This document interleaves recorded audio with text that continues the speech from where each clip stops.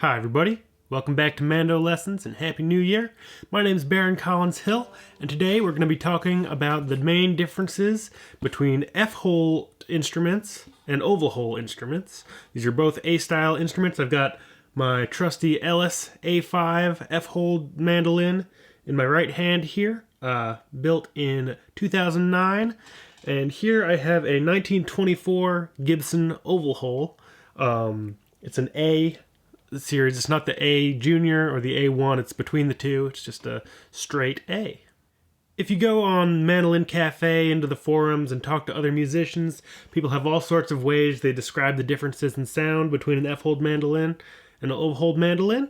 And I figured I would take a little bit of time today to talk about a little bit of that, but mostly I'm just going to play the two so you can get a sense of what it sounds like kind of back to back and make your own decisions about which sound you like the best.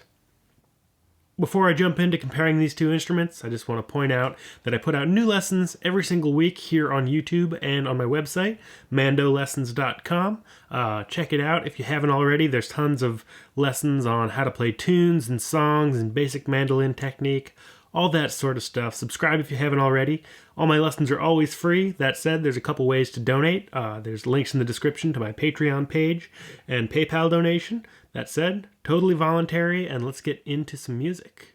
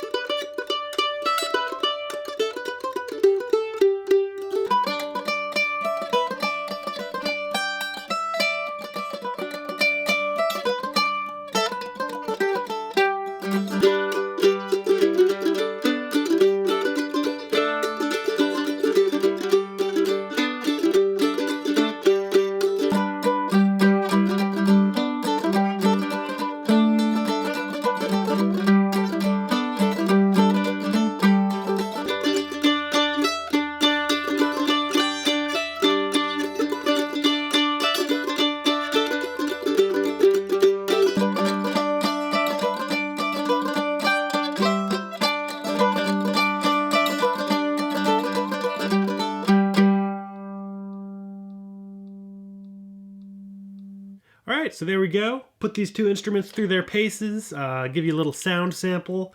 These instruments are very different. This mandolin is almost 100 years old. This mandolin is just over 10 years old. This mandolin was built to be strung with lighter gauge strings, so I have either medium or light phosphor bronze strings on here. And on the Ellis, I have medium heavies. Other than that, I was using, I got the same strap, the same little sound dampeners on both of these. I've got armrests on both, no tone guard on either. I was using the same pick, which is my pick that I usually use on the Ellis, which is a Dunlop Prime Tone 1.5 millimeter large triangle. To me, the Ellis really excels when it comes to more bluegrass. It projects a little bit more. It's a little louder of an instrument, at least to my ears. And, I really like the sound of chopping on this mandolin a lot. And this mandolin, I think, has a much kind of rounder, some people call it tubby sound. It's a little more bass heavy to my ears. And I really like this mandolin for Irish music. Honestly, you could play either on both. I don't think this mandolin holds up to that classic bluegrass chop in the same way that an F-hold mandolin does. That said, there are bluegrass musicians who have used oval-hold mandolins. I think both of these instruments, as I said, are very versatile, and I'd be happy to play any kind of music on either of them, really. In general, I actually usually keep this mandolin with a tone guard on the back, just because I like the sound a little bit better that way. I also tend to use a much thinner pick. This is a nylon 1.14 millimeter pick, just a classic teardrop guitar pick shape made by Dunlop. And I like this pick on this mandolin a little bit better for whatever reason, because this mandolin has that accentuated bass sound from the oval hole. I think this pick sort of balances out the instrument a little bit better. Every mandolin's going to be a little bit different, and the best way to find out what you like best is to go to a shop that's got a nice variety of instruments to try. You're going to find old oval hole mandolins, old F-hole mandolins, new oval hole, new F-hole, A styles, F styles, and everything in between, and really see what speaks to your ears. I hope you found this video helpful. Let me know if there's other comparisons you'd like to see. I've also made a comparison between a mandolin, a mandola, and an octave mandolin. You can find that on my channel, mandolessons.com, as well as on the website by the same name. As always, new lessons every single week. I hope to see you again soon. Happy picking. Bye-bye.